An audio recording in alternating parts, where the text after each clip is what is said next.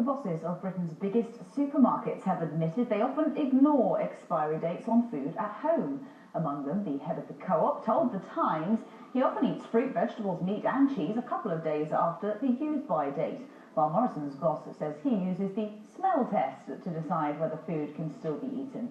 Well, campaigners say much of the 7 million tonnes of food that is thrown away each year is a result of shoppers' confusion over expiry dates.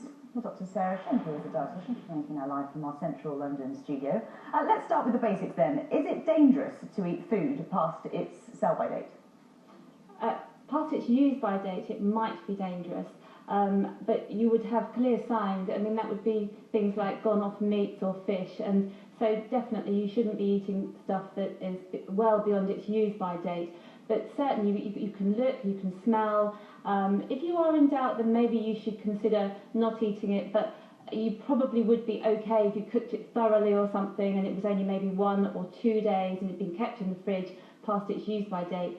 Sell-by dates, display-by dates and all the other kind of labelling we have, you can pretty much ignore a lot of those and just use your common sense.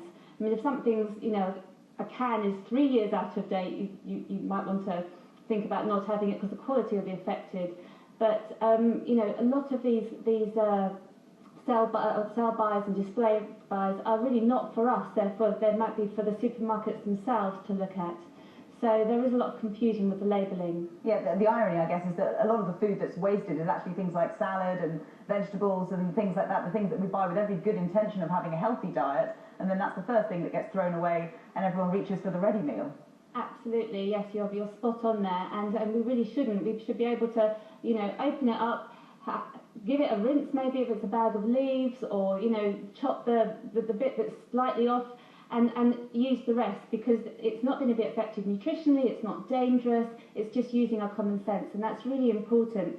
And our experience, most of us are experienced enough to know what sort of off food looks like and or what it might taste like, and if something doesn't taste quite right, then it's definitely time for the bin. What do you think are the best foods to buy then in terms of being able to maintain a good diet, keep an eye on the purse strings as well, and also accommodate a busy, hectic lifestyle? Well, it makes sense to sort of, shop from greengrocers and small shops where you can actually buy the right amount that you need. So if you don't want 3 peppers in a pack, you just want 1, then go to your greengrocer and buy 1 pepper, and that way the other 2 won't be sort of rotting in the fridge.